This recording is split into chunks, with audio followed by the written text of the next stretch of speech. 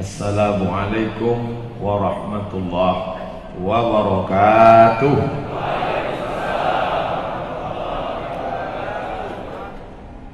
Alhamdulillah, wassalatu wassalamu ala rasulillah Sayyidina wa maulana Muhammad ibni Abdullah wa ala alihi wa sahbihi wa man tabi'ahu wa mawala.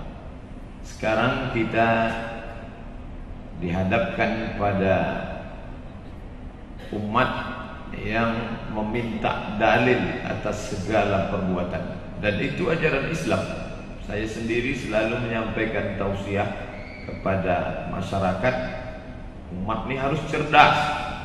Siapapun yang datang nanti ceramah ke masjid, musola, surau, Bapak Ibu, kalau dia mengajarkan sesuatu, tanya mana dalilnya nih Ustaz.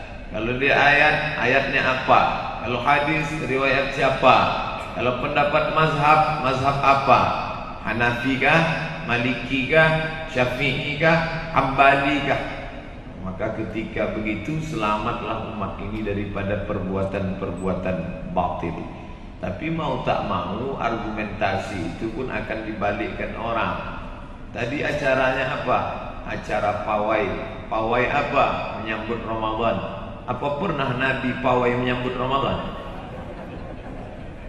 Tak pernah. Kalau begitu acara itu bid'ah, wa kullu bid'atin dhalalah wa kullu dhalalatin finnar. Maka yang membuat acara itu masuk neraka, yang mengundang masuk neraka, yang datang masuk neraka, dan yang paling panas nerakanya yang ceramah. Maka jangan terjebak pada istilah. Selalu saya tekankan, jangan terjebak pada istilah. Jangan tekstualis, tapi pandanglah apa isi acara itu. Isinya apa? Namanya pawai menyambut Ramadan. Isi substansinya apa? Isinya di dalam silaturahim. Kalau ada hubungan datuknya adik-beradik, neneknya adik-beradik, itu namanya silaturahim. Kalau tak ada hubungan kerabat, namanya ukhuwah islamiyah. Itu isi acara pagi. Jadi jangan dibenturkan dengan dalil qat'i, zanni, Quran, hadis, ijma', qiyas. Semuanya ini terangkum dalam dalil-dalil itu. Apa acara kalian tadi? Pawai menyambut Ramadan. Isinya, ini kalau tak dibuat acara ini, belum pernah saya seumur-umur satu majelis dengan tokoh-tokoh besar pagi. Belum pernah. Saya duduk bersama dengan Pak Gubernur, pernah, waktu menabalkan nama cucu beliau. Saya satu majelis dengan Dr. Mustafa Umar, selalu. Tapi satu majelis berempat ini dengan Dr. Mustafa Umar, dengan Profesor Nazir, dengan Pak Gubernur, sekaligus pantun-pantun dari Pak Sekjen, baru sekali ini. Nah, ini jadi majelis ini majelis silaturahim menjelang puasa. Tak kenal maka tak sayang. Kenal Ustaz dengan Pak Gubernur? Oh, kenal lah. Apa tak kalian tengok foto-foto saya dengan Dr. Mustafa Umar? Oh, kenal baik. Pulang saya dari Maroko 2008, dengan beliau lah saya ikut kemana-mana. Kami tengok acara Ustaz bawa acara rekaman, dibawanya saya ke TPRI dulu. Kerja saya buka tutup saja. Pemirsa TPRI Riau yang dimuliakan Allah, mari kita dengarkan tausiah tafsir oleh Dr. Mustafa Umar. Setelah itu tutup, buka tutup. Kenal, kawan saya punya pesantren di Jawa. Di pesantren itu ada sekolah tinggi agama Islam. Dia tak pernah SMS saya. Tiba-tiba bulan lalu SMS. Mat, kata dia. Dia tak panggil Ustaz, panggil Mat aja. Mat, ya seangkatan di Mesir. Mat, ya, ini sekolah saya mau diperiksa oleh visitor dari Kemenak. Katanya orang Riau. Siapa namanya? Saya bilang, Profesor Nazir. Kamu kenal? Oh, kenal. Gimana orangnya? Saya pernah acara, saya pura-pura tak melihat beliau karena beliau rektor saya, jadi saya segan. Tiba-tiba dia datang menyalami saya. Nanti kalau pas mau pulang saya salami amplop, dia mau nerima enggak? Kata dia. Ditanya, itu tak saya jawab. Baru yang dimuliakan Allah. Artinya kita bersilaturahmi. Lalu ada pula yang cemas. Kenapa polisi banyak sekali di bawah Pak Ustaz? Polisi ikut salat subuh, apa salahnya? Apa salahnya polisi salat subuh? Justru dengan adanya orang berseragam salat subuh kita bangga. Saya kalau bawa anak keponakan ke masjid, nampak polisi, nampak tentara, polisi aja sholat. Masa satpam tak sholat? Mohon maaf Pak Satpam ya. Bagus acara pengajian ini, datang semua, hadir semua. Ini syiar, syiar. Makanya ketika ada tak ramai-ramai turun ke jalan ajaran dalam Islam, ketika menyembelih binatang kurban, apa kata Allah? Wal budna ja'alnaha lakum min sya'airillah. Dan onta-onta itu kami jadikan sebagai syiar. Onta sebagai syiar. Aneh ayat ini. Syiar itu kan Allahu Akbar. Syiar itu kan baca Quran. Masa onta sebagai syiar? Apa makna onta sebagai syiar? Ketika Nabi memotong, dia bawa Sayyidatuna Aisyah. Ketika Sayyidina Ali memotong, dia bawa Sayyidatuna Fatimah, Sayyidina Al-Hasan, Sayyidina Al-Husain. Ramai dibawa. Apa? Syiar. Anak, istri ikut acara penyembelihan. Kenapa? Supaya orang-orang yang melecehkan Islam menengok umat Islam, oh ramai juga ternyata umat Islam. Ini syiar, ini diliput, dipoto, masukkan ke Instagram, Twitter, BBM, WhatsApp, sehingga mereka yang mau mengejek-ejek, melecehkan Islam, dia tengok, hati-hati, jangan lecehkan umat Islam. Ternyata mereka ramai subuh tadi. Subuh biasa kenapa sunyi? Tak ada Pak Gubernur. Ternyata kalau ada bapak itu ramai juga mereka. Jangan salahkan orang mengejek kita. Kenapa orang berani mengejek kita? Karena kita lemah. Kalau kita kuat, mana berani orang mengejek kita? Nih, polisi ada, gubernur ada, profesor ada, imam besar ada. Takkan berani orang mengejek. Orang salah mungkin 5%, tapi 95% kesalahan pada diri kita. Besarkan masjid kita, ramaikan jamaah kita, bangkitkan syiar Islam. Orang tidak akan berani mengejek. Sekarang musim pelecehan. Ustaz Arifin Ilham dilecehkan, habaib-habaib dilecehkan. Mengapa? Karena umat tak sayang pada ulama. Kalau umat sayang, saya biar kurus kering begini, terakhir bertimbang 50, sepatu ikut tuh. Tapi tak ada orang Riau ini berani mengejek saya. Mereka tahu jangan ejek Ustaz Somad. Kemarin dia ceramah di rumah gubernur.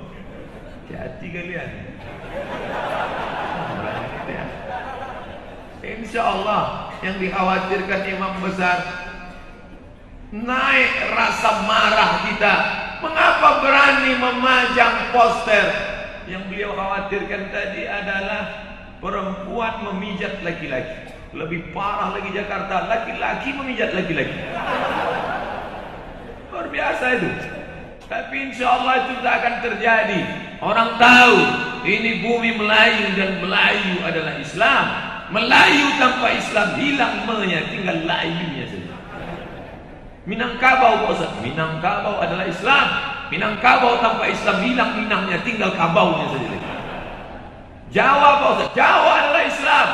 Sultan Agung, Sultan Jawa yang berhasil mengkombinasikan antara kalender Hijrah dengan kalender Saka Jawa. Cari dalam sejarah dunia yang bisa mengkombinasikan itu. Maka orang Islam santri dengan Islam kejawen sama-sama menyambut tahun itu. Luar biasa. Kerajaan Demak yang sebelumnya ada buah maja yang sangat pahit, maka disebut dia Majapahit. Sampai ke Riau manisnya minta ampun, bolu ke maja. Jadi kalau sudah cerita Islam, Islam itu yang akan kita bawa mati. Kerajaan Demak, Islam. Sultan Tidore, Islam. Apa yang diteriakkan Bung Tomo di Surabaya? Allahu Akbar. Negeri ini merdeka karena Islam. Oleh sebab itu tertulis di sila pertama, ketuhanan yang Maha Esa. Yang dimaksud itu Tuhan yang mana? Tuhan kayu, Tuhan batu, Tuhan lembu, atau Tuhan hantu? Tuhan mana yang dimaksud dalam ketuhanan yang Maha Esa? Itu teksnya. Tafsirnya mana? Tafsirnya pembukaan Undang-Undang Dasar 1945. Di situ dituliskan secara tekstual dan nyata. Tuhan mana yang dimaksud? Atas berkat rahmat Allah yang Maha Kuasa dan keinginan luhur bangsa Indonesia. Jadi yang khawatir belakangan ini aja yang khawatir. NKRI harga mati tapi gambarnya Ahok. Ini kan tak nyambung. Jaga sembung bawa golok. Kenapa gambar Ahok? Bisa juga saya berpantun kan? Cerita NKRI tak perlu orang Riau ini digurui. Kalau datang nanti orang dari Jakarta kemari, yang akan saya sampaikan, mari cinta NKRI. Tak ada yang lebih cinta dari NKRI daripada orang Riau. Loh, kok Ustaz ngomongnya begitu? Sultan Syarif Kasim menyerahkan 13 juta gulden ke bangsa ini untuk membantu perjuangan. Orang Aceh itu paling cinta NKRI. Apa dia berikan? Mereka cabut emas. Orang Aceh mencabut emas bukan cincin, bukan subang, bukan anting, bukan gelang. Gigi nenek mereka. Saking kan cintanya mereka untuk membeli pesawat Saulawa. Orang Aceh paling cinta. Pulau Sumatera ini paling cinta kepada NKRI. Memperjuangkan. Teriakan Imam Bonjol dari Bonjol Sumatera Barat, teriakan Tengku Umar, diserahkannya, datang dia ke Yogyakarta. Kata ada yang lebih cinta setelah merdeka. Hasil bumi mana yang paling besar?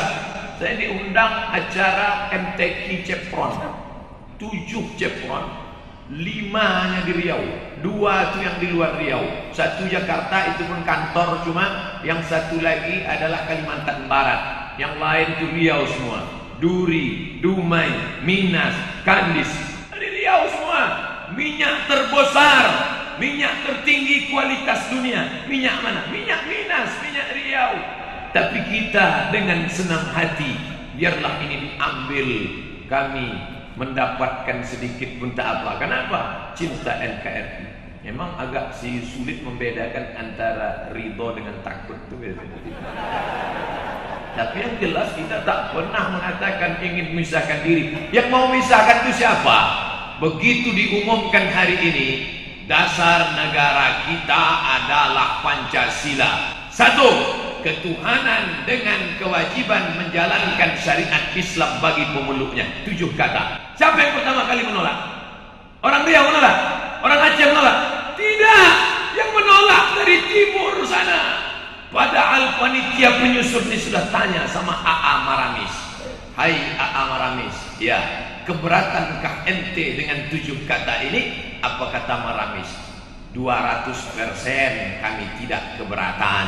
Karena yang menjalankan syariat itu kan kalian. Kami Katolik dan Protestan tidak terganggu dengan itu.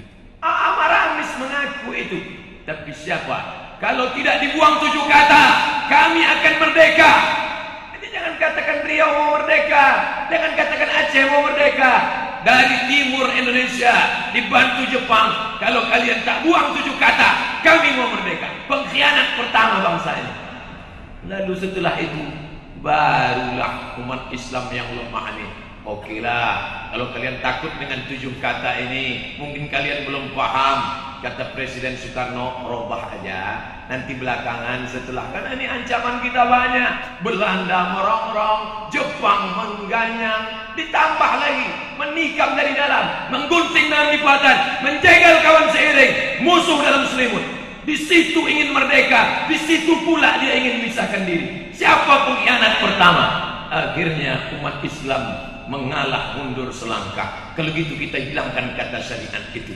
Kata syariat menangis kasman singo di mejo, bengkak biji matanya karena 7 kata ini. Bapak Ibu yang dimuliakan Allah Subhanahu wa taala, Andai 7 kata itu ada, ketuhanan yang maha, ketuhanan dengan kewajiban menjalankan syariat bagi pemeluknya, maka takkan ada itu homoseksual yang menghantui anak-anak kita. Kenapa? Karena dalam hadis jelas, man wajadtumuhu ya'malu amala qaumi Lut. Kalau kamu jumpai ada orang yang melakukan perbuatan Nabi Lut, faqtulul fa'il wal maf'ul, potong pancung kepalanya. Sekarang itu tak bisa diterapkan. Kenapa? Tak ada payung hukumnya. Andai ada 7 kata itu, kita bisa terapkan. Kumpulkan semua bencong-bencong di Riau, pancung kepalanya itu bisa. Kenapa Ustaz panas betul dengan bencong? Setiap saya lewat di Areka 2 di Lambai, rumah saya di Panang. Setiap mau kemari masuk Tabik Gadang, itu banyak yang minta ampun. Udah jelas-jelas pakai koko, pakai peci, di lambainya. Saya bukakan kaca, Ustaz nih saya. Tapi untuk turun tak berani saya. Untuk saya ditangkapnya pula kan. Oleh sebab itu maka kalau kita ramai sholat subuh macam ini di setiap masjid, ramai, maka akan naiklah pemimpin-pemimpin, wakil-wakil yang dipilih oleh orang yang sholat subuh. Orang sholat subuh akan memilih anggota DPR yang juga sholat subuh. Hanya orang yang tak sholat subuh lah yang akan memilih pemimpin yang tak sholat subuh. Kalau sudah pemimpin itu sholat subuh, maka mudahlah mengeluarkan perda syariah, perda bernapaskan Melayu yang Islami. Perda ini tak lama lagi akan datang imam dari Masjidil Aqsa untuk membimbing kita. Semalam saya ke kantor, saya tengok panitia sedang ngeprint. Untuk apa? Mau ke Polda Pak Ustaz. Untuk apa? Surat izin orang luar negeri tinggal di tempat kita. Kita tetap taat patuh aturan supaya Pak Polisi menjaga keamanan imam dari Palestina. Imam itu nanti akan membimbing kita di situ. Beberapa tahun yang lalu ada imam dari Palestina, saya tausiah beliau imam di rumah sakit ibu dan anak Zainab. Ingat ibu, ingat anak, ingat Zainab. Selesai tausiah, siapa ngantar imam ini? Tak ada yang ngantar, saya yang ngantar. Saya antarlah dia. Begitu saya antar, dia nanya, Abdul Somad, naam, anta mudarris, ustaz? Nah, ana mudarris di Jamiatil Sultan Syarif Qasim Al-Islamiyah. Oh, mungkin masalah soal, boleh saya tanya satu pertanyaan? Ya, soal muhim ya, important question. Okay, no problem. Apa pertanyaan? Kenapa di sini banyak orang bercelana pendek? Spontan saya langsung menjawab, allati ra'aitaha siniyah. Yang kau tengok itu Cino. Membela martabat ini. Yang saya bela ini martabat bumi Melayu. Walaupun dalam hati saya, ya Allah, gak bohong. Bulan puasa pula tuh. Ini tak akan terjadi kalau ada perda. Perda bumi Melayu, tak boleh bercelana pendek. Siapa yang mengeluarkan perda? Pemimpin. Siapa yang mengangkat pemimpin anggota legislatif? Kita. Maka kalau setiap masjid begini ramainya, itu yang akan memilih DPR, DPRD, maka keluar perda-perda syariah. Maka MUI tak lagi diundangnya sekedar baca, buka, tutup doa. LAM akan bekerja sama. Lembaga adat Melayu tak lagi mengurus masalah keris tercucuk ke bawah, mentang ke atas. Tak lagi hanya mengurus masalah kain songket di atas lutut apa di bawah lutut, bajunya dan songket apa di luar songket, tapi sudah bercerita bagaimana adat bersendi syarat bersendi kitabullah. Bicara tentang Islam, apapun perusahaan asing yang masuk ke Riau, dia mesti ikut aturan. Di mana bumi dia pijak, di situ langit dia junjung. Perusahaan Thailand, rumah makan, perusahaan Jepang, ikut kemari, jangan pakai khamar. Jangan sampai anak umat Islam dikotori otaknya dengan minum khamar, gara-gara masuk khamar ke dalam cuka makanannya. Tapi orang tak tahu, orang tak peduli lagi label halal. Kenapa? Karena tak ada implikasi hukum. Itu haram tuh. Udah difatwakan ini itu haram. Makin diharamkan, makin enak Pak Ustaz. orang mengejek. Tapi kalau ada implikasi hukum, itu imam-imam dari Palestina itu tak bisa dia makan sarapan macam kita. Mereka tak biasa makan santan, pedas tak bisa. Kita makan lontong sayur, nasi uduk masuk semua. Mereka tak bisa. Dicobanya makan lontong sayur mencret 2 hari. Makanan mereka itu adalah tepung gandum. Tepung gandum yang paling enak di Pekanbaru ini, tepung gandum yang datang dari Belanda. Memanglah kita ini terlalu lama dijajah Belanda, sampai membuat tepung gandum pun tak pandai. Akhirnya imam ini pun mau membeli tepung gandum made in Belanda. Begitu dia mau masuk ke dalam, ups, tak jadi. Kenapa tak jadi beli? Kata dia, saya tak bisa masuk ke dalam karena penjaganya pakai rok pendek. Dia takut hafalan Qurannya hilang. Mereka satu malam di sini tegak 1 juz. Kalau sampai dia tengok itu hilang 2 juz. Maka lebih baik tak makan roti gandum daripada menengok rok pendek. Datang Ustaz Abdul Somad masuk aja dia bilang, loh, Ustaz Somad tak takut hafalannya hilang? Memang udah tak bersisa lagi. Kita senang. SDIT, SMPIT, SMAIT, 1 tahun hafalan 1 juz, tamat SMP 3 juz. Semalam pagi saya diundang di SDIT Al-Fitiah. SDIT Al-Fitiah, SMPIT, Islamic Boarding School, Ihsan. Bangga kita. Ada sekolah Al-Ulum, ada sekolah Al-Azhar Sifabudi yang anak-anaknya setiap Sabtu subuh datang kemari. Bangga kita. Tapi jangan lupa, hafalan anak-anak kita ini hilang gara-gara ini. Ini tak bisa lewat ceramah. Tak mungkin saya masuk ke mall itu, Assalamualaikum warahmatullah. Tak mungkin. Ini lewat perda syariah. Yang Ustaz bicarakan ini munculnya kapan? Ke depan. Puasa ini baik, tapi puasa yang baik ini akan dirusak oleh siapa? Oleh orang-orang yang berani karena melihat kita lemah. Tunjukkan kita kuat. Islam tidak anti dengan minoritas. Islam menghormati keberagaman. Di Madinah ada Yahudi Bani Nadir, ada Yahudi Bani Quraizah, ada Yahudi Bani Qainuqa, ada Yahudi Khaybar. Nabi tidak bawa pedang panjang. Siapa yang tak Islam, pancung kepalanya. Tidak. Maka muncullah yang disebut dengan muahadah. Diterjemahkan dalam bahasa kita, piagam Madinah. Kesepakatan MOU, Memorandum of Understanding antara Muslim dan non-Muslim.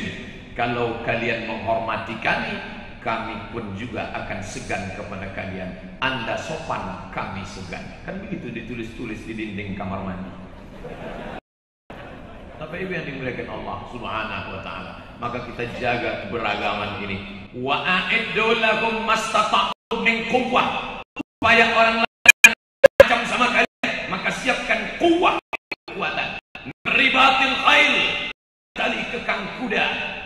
Nabi adu Allah wa aduwakum, sehingga musuh-musuh Allah gentar menghadapi kalian. Makanya foto saya di WA saya buat gambar sedang memanah.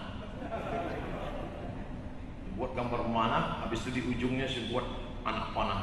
Di bawah saya ada gambar Robin Hood dengan Kevin Costner. Wah, jemaah nanya, Ustaz, pandai yang mana? Padahal sekali aja. Itu pun tak pula kena. Ada gambar berkuda diposting. Ustaz pandai naik kuda? Pernah naik sekali. Terus difoto, diupload. Anak-anak muda semangat latihan karate, latihan silat. Melayu dikenal dengan silat, latihan silat. Saya belum pandai bersilat Pak Ustaz, bersilat lidah aja dulu. Habis itu baru silat yang nyata. Saya mau olahraga yang import, taekwondo, silakan. Tapi kau tetap akan mati membawa wala tamutunna illa wa antum muslimun. Pak polisi kalau meninggal dunia yang dibawa apa? Muslimun. Tentara kalau mati yang dibawa apa? Mati syahid. Muslimun. Pejabat kalau meninggal dunia yang dibawa apa? Muslimun.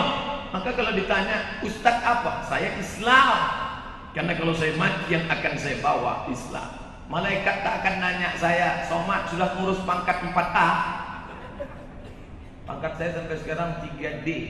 Terakhir ngurus 3D. Kata Badan Kepegawaian, Ustaz 3D habis. Innalillahi wa inna ilaihi raji'un. Tidak bisa naik 4A sebelum doktor. Maka banyak jamaah yang mendoakan mudah-mudahan doktor Pak Ustaz. Bisa pakai doa. Harus mendaftar. Bapak Ibu yang dimuliakan Allah Subhanahu wa taala.